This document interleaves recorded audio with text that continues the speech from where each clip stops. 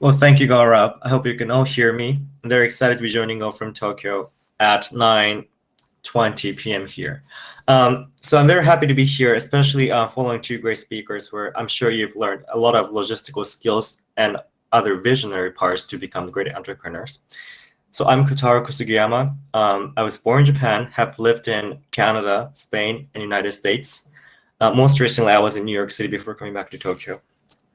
I currently work as the head of SDGs of the Dojoko Group Japan. You might know the Dojoko Group, you might not know the Dojoko Group, but we are the second largest HR, human resources company in the world. What we do, we provide job opportunities to candidates, individuals, and also we provide organizational consultancy to those organizations like companies or sometimes nonprofit organizations. We also provide education to humans, individuals. But I would not like to talk about what I do right now. That will be at the end. But I would like to start by asking you a very simple question, which is, what do you think makes entrepreneurs entrepreneurs? I would like you to imagine a situation where, let's say you have your business card and exchanging this with the greatest entrepreneur that you think in your life. You give your business card and this entrepreneur will give you their business card. And imagine, what would the title be on their business card? Do you think the title will be entrepreneur or the title will be something else? My take on this question is they would not put entrepreneur as their job title. I think real entrepreneurs will be called entrepreneurs by the people that are surrounding them. But maybe they might not call themselves entrepreneurs. What do I mean by this? So I actually graduated from New York University, which is quite known for entrepreneurial initiatives. And I had a lot of friends who had ambition to become entrepreneurs. They wanted to be called entrepreneurs. But as Ricky mentioned, many of them didn't become entrepreneurs per se. Why? Because their goal was to become entrepreneurs. But those who actually made it to be the entrepreneurs, becoming entrepreneurs were just a ways, just a tool to get there. So what did they have to be the entrepreneur? They had the vision. They had the why. What do you want to do in your life is, I think, the driving force for you to lead the world. And that situation might make some other people around you to call yourself entrepreneurs. This is very philosophical, so I would like to walk through my life because, again, currently I'm head of SDGs of Japan. And actually, to give you the correct information, I was CEO for a month in 2018 when I was 21, when I was still in college. This company, the Dojoko Group, provides young talent in each country that we operate a 1 month experience to become the CEO of this big company. So I'm sure you're coming from different countries, so please look at the Dojoko Group CEO for 1 month. Every year, we open a position, one position per country, for you to become the CEO. So I became this. But these are the titles I have. And of course, I would have different titles in the future. But from my side, my title is exactly who I am. I'm Kohtaro Kosugiyama, that's exactly my title. Why? Because I'm always following my vision. And sometimes I might be doing different things based on my vision, but the vision always stays the same. So let me just tell you a little bit of my life. Growing up, I spent early childhood here in Japan, but in a very international environment. So I was raised looking at some sad realities of the world, where some people are discriminated, when some people are marginalized. And I always felt wrong about it. So as I was in the Japanese school system, I would have to say the school I was in was very well known in this country. So if I stay there, I could have been fine in my life. I would have got into good universities. I would have got into good company. Maybe I would have made good money. But the vision, which was coming from this early childhood experience, to bring betterment to the world, to say it very simply, I really wanted to make the world a better place. That life vision was really alive in my heart. So when I was in a junior high or high school, I realized my life vision was not fulfilled by the education I was getting in this country. Why? Because I wasn't getting the exposure of the real world in that education. So I started looking for the educational opportunity for me to really expose myself to the reality of the world. And I found a school called United World College, UWC. You might know this school. There are 18 schools in the world, 18 campuses in the world. I was chosen to be the representative of Japan based on a full scholarship to be in Canada as a representative. There are students from 80 different countries, and I spent 2 years of my high school there with friends from all over the world. So there, you meet someone who's lived his entire life as a refugee. So he didn't have any statement, any document that defined his existence on this planet. My best friend is from Colombia. He came from a very poor area of Colombia. So growing up, he had two of his closest friends kidnapped in front of him. These stories I heard from them firsthand was so real to the extent that I was shocked, but also I was motivated to think of why these realities had happened in their lives. I would have to admit that growing up in Japan, I was very fortunate. But hearing stories of my friends from different countries, not only those very heartening stories, but also very great stories, very happy stories, I realized how different the world is, but how we share some great challenges as a global community today. For example, climate crisis, but also there are many globally concerning issues that we have today in the world.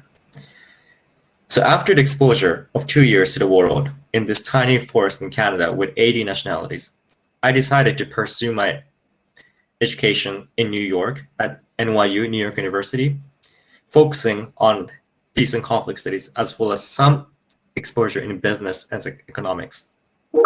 So I was looking at why these issues that I learned about happened. And then I realized I wanted to see how the world was responding. So to tell the truth, my career was on public affairs, not business or enterprise. In my first year at university, I was very lucky to get an internship at United Nations headquarters.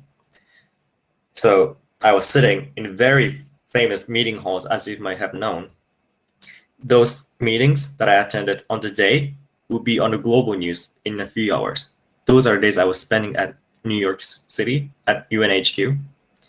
And as I was seeing the situation, what I learned was that this big global institute was too busy responding to what's happening in the world. It's almost like there is a big fire, so they're too busy watering the fire. But again, we didn't have enough time to think about why this fire had happened. How can we prevent it from happening again? So there I found what I could be devoting my life for. I left Japan with the very vague vision of I want to make the world a better place. I had exposure myself to this reality. Then I was learning how I could take action. And there, as I was pursuing my life vision, I found something that could be a good help for, which was to tackle the root causes of the global issues today. How do I define that? I think the word that could summarize this very well is SDGs, Sustainable Development Goals. I'm sure you've seen the very colorful wheel logo. Why SDG was connected to my life vision? Because it's a long story, but I will summarize very short. SDGs following MDGs, Millennium Development Goals. Sustainable Development Goals itself is trying to restructure how society we live in is organized and operated in order to fix those issues that we see on the surface of society today. Why is there poverty? Why is there hunger? Why is there no medical service in some countries? Why is there climate crisis? Everything, if we dig in very deeply, you come to the point that economy has not functioned for everyone. SDGs is aiming to make a society that leaves no one behind, but the reality is that the economy of our history in the society has left a lot of people behind. So there I realized, big operators of this today's economy in capitalist society, we need to revisit how we have been operating and restructure ourselves so that when corporations, enterprises, governments, countries aim to maximize what they get, they're also maximizing the impact they bring to the society. Traditionally, for example, let's say oil company or some companies, they go for maximized return for themselves. What happens is that they destroy the environment, they violate some people's human rights. And this is how we start seeing the seeds of the conflicts or the hunger or the poverty in many countries, if you study economics and global development. So I started advocating for corporations, multinational corporations and big corporations, to change how they manage their business to meet the needs of the future, to meet the hope of the future. So I was invited oftenly to the United Nations headquarters as well as other youth forums to speak as a representative of young generation to the corporate leaders that they need to change the business operating model. Again, not their financial gain first, but put the societal value first and redesign a business so that when the companies pursue the maximize societal impact in their own way, they can also maximize their financial return. This might sound very easy, but it's very difficult, because if this is very easy, it should have happened already, but it hadn't yet. So I was advocating for this. And I was frustrated a lot of times. I was leaving UNHQ. Many people arrive at UNHQ with excitement because you see great buildings, you see very famous faces. But I was always leaving the building very disappointed. Why? Because I felt powerless. Because they might have come and listened to me, but I also knew that they're there so that they could tell their PR that they're there to listen to me, young generation. But what would happen afterwards? Maybe nothing really effective. So this frustration was always in me.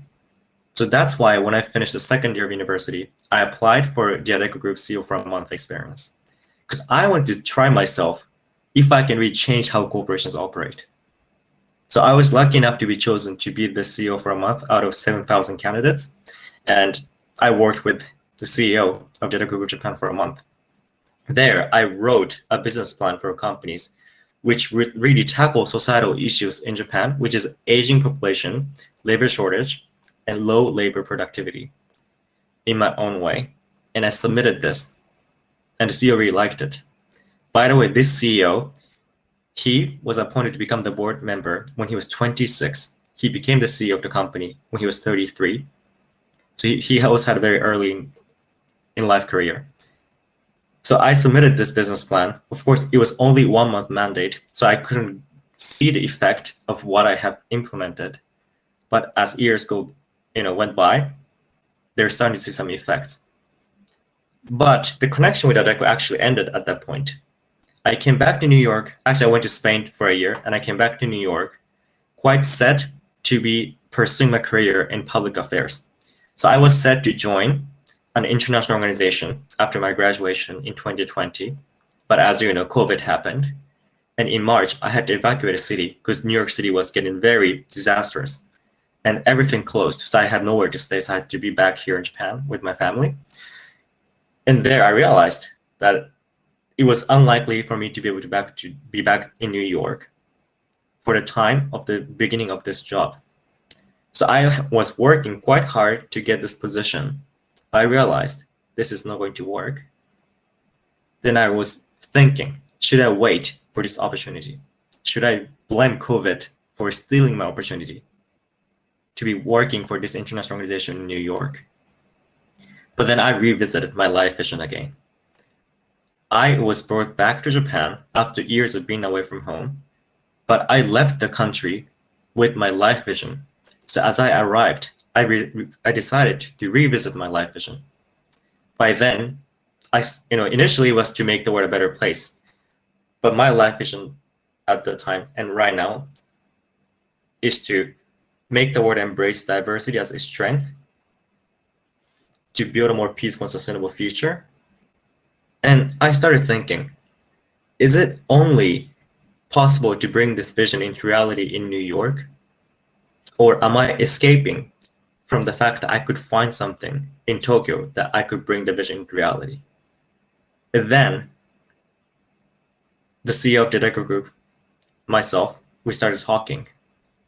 And he was telling me, he knew that what I was going to do. He knew I was going to join this organization, start advocating for large corporations to change the way they manage their business. So he was suggesting me, you submitted your business plan 2 years ago back then. Why don't you, first of all, make a real life example of corporate management that could maximize sustainable development first, so that leaders in the world could actually learn from the example you're going to build. I think it's very well said. He was fishing me with his words, but I was really caught by that. He was ready to give me the trust. Of course, I was freshly out of college, but he prepared a position in this management group of a company of 3,000 employees that does business with 40,000 people and about 10,000 companies a year. He prepared a seat for me to join the company and bring my business plans into action. So of course, I might not be the founder of something. I have founded some organizations before, but currently what I'm doing is not founding a company. But I think being a founder or being the CEO is also a way for you to do something. And for me to accept his offer and have the responsibility to change the company was my way to bring the change to the society.